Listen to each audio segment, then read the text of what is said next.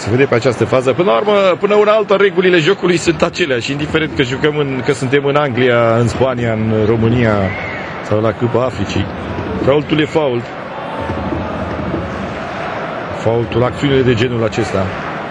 O viitură liberă periculoasă pentru Barça. Xavi sau Messi sunt 4 jucători în zi. E o gaură acolo lăsată, dar probabil că e ceea ce a cerut, ceea ce a solicitat portarul Diego Alves. Bate Messi sau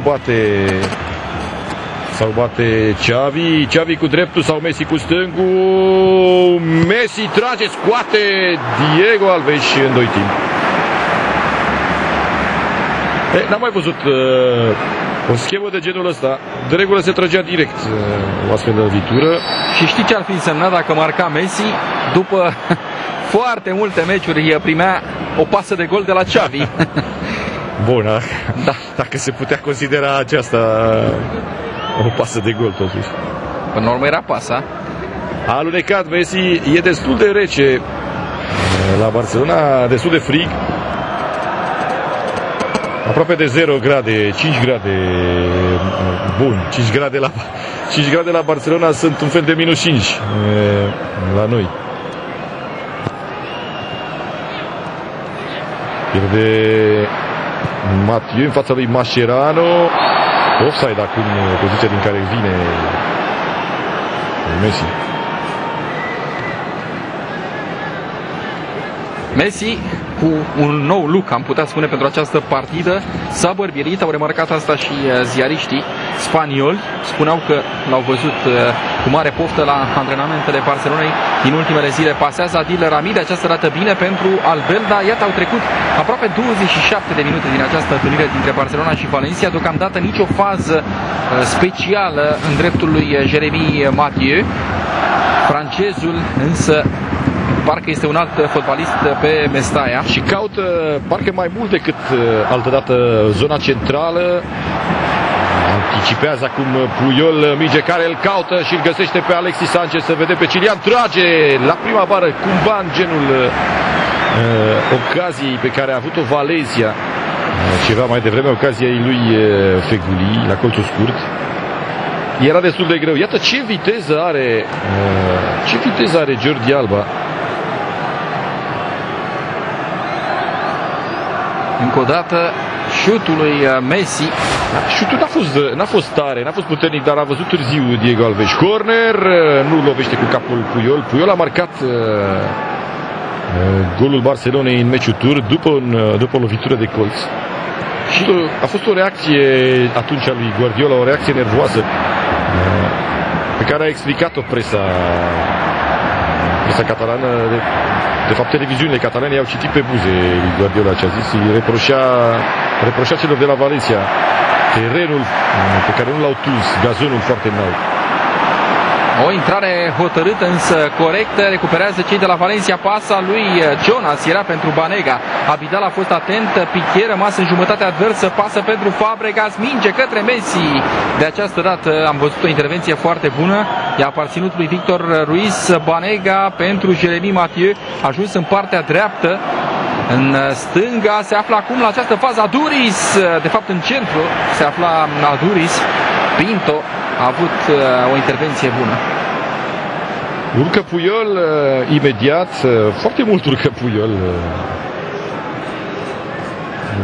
dar poate puțină lume își mai aduce aminte. Primele sale meciuri la Barcelona au fost ca fundaj dreapta în perioada lui Luis Van Gaal. Acum Messi găsește pasa către Cuenca pe interior, Cuenca, Messi către Cuenca, a încercat să-i retrimită, greșește Miguel Brito.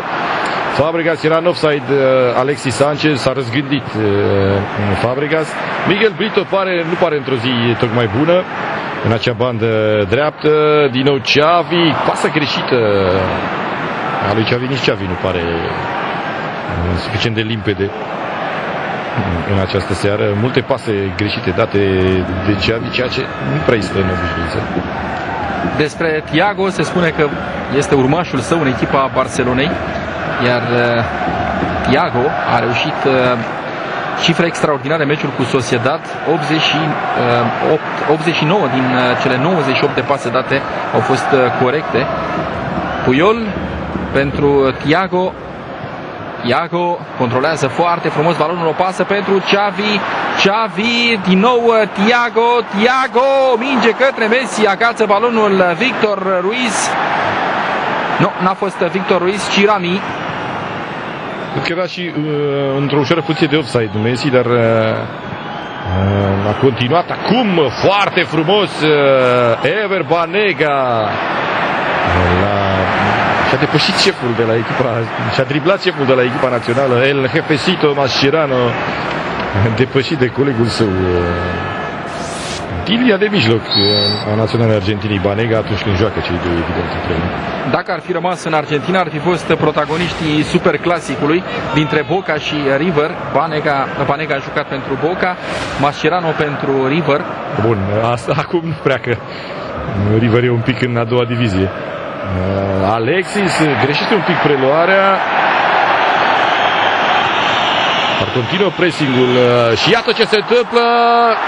Fabregas ratând, continuă pressingul, incredibil pressingul Barcelonei, parcă nu știu ce să facă cei de la Valencia. Există un deadline, dacă vreți, un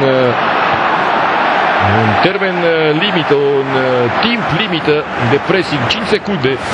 Este timpul pe care Guardiola îl solicită jucătorilor săi de pressing după ce au pierdut mingea, 5 secunde după care pressingul încetează și se trece pe faza de apărare așezată.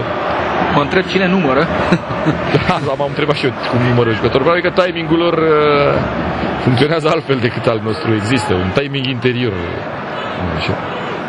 Banega pentru Victor Ruiz, primește Mathieu. Francezul putea să-i paseze lui Jordi Alba, preferă să-i trimită lui Banega. Banega a încercat o pasă filtrantă, Piqué a fost însă atent, mingea ajunge însă din nou la Lilieci.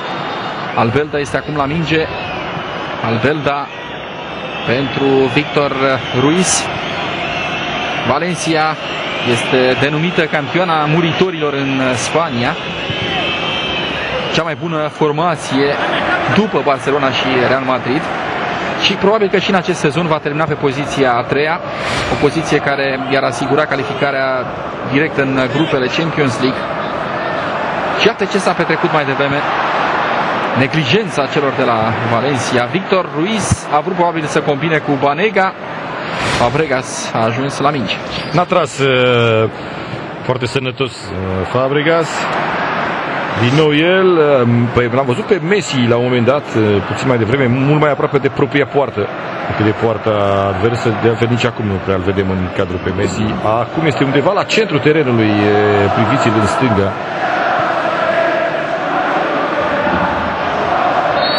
Faultat Thiago, aproape să fie deposedat Alcantara. Are multă ambiție acest Thiago Alcantara.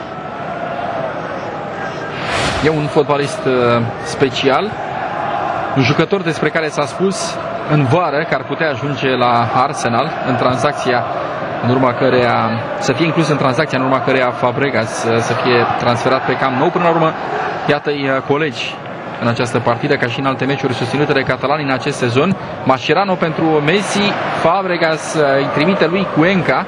Mai nou se vorbește de Cuenca, că ar fi dorit de Arsene Wenger. Cuenca și Telio ar fi ținte ale lui Arsene Wenger. Dar glumind puțin, pe seama managerului francez, la cât de mult îi plac jucătorii tineri, cred că ar vrea să transfere foarte mulți de la Barcelona. Șutul lui Xavi în brațele lui Diego Alves. Din punct de vedere al cifrelor, Xavi are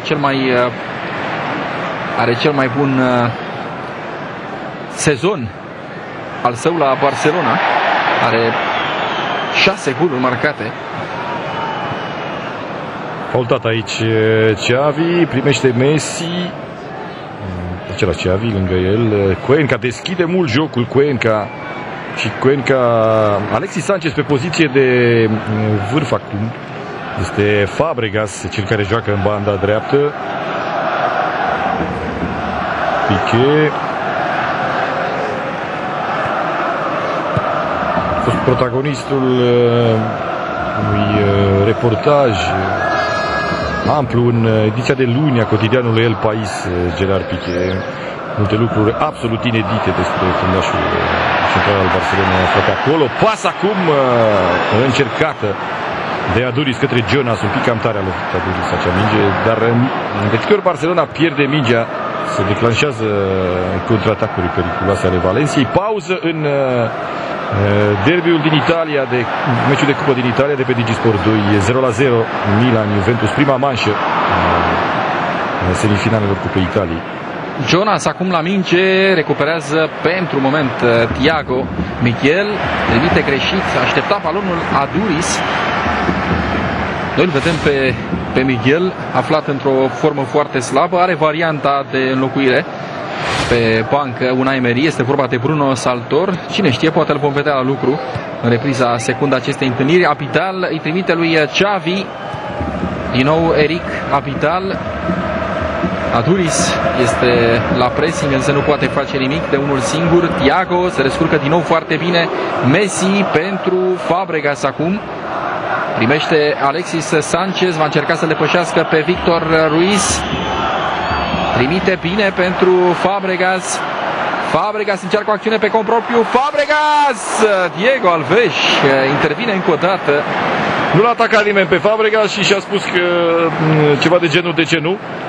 Dacă nu mă atacă nimeni, ce rost are să paseze? O altă strategie, o altă directivă dată de Barcelona.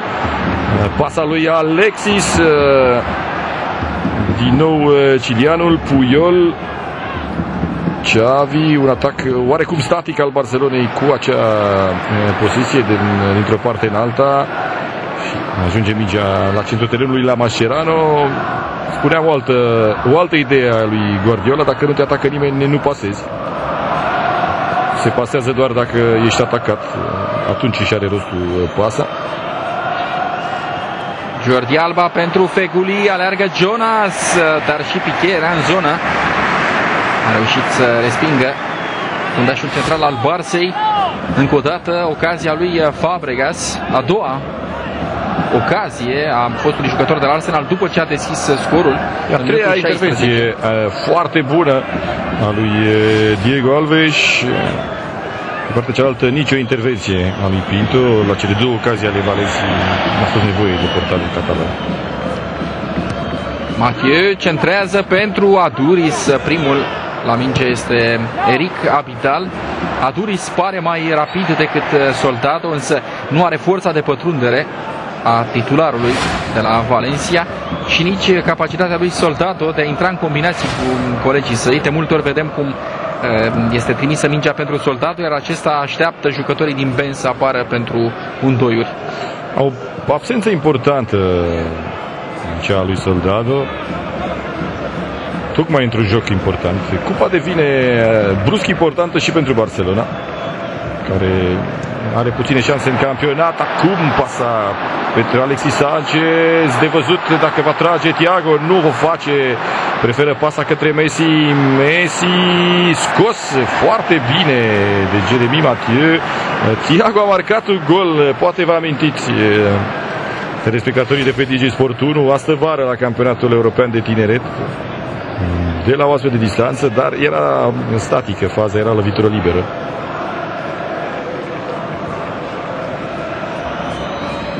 Revedem felul în care a respins Diego Alves, portarul pe care Valencia l-a dus de la o formație retrogradată. Este vorba de Almeria, la fel ca și pe Pablo Piatti. Asta pentru a remarca faptul că a treia echipă a Spaniei transferă jucători de la formații retrogradate. Nu e o problemă. Acum Aduriz, a venit imediat Mascherano în fața lui, combinația frumoasă, nu iese șutul lui Jonas, era un șut periculos lui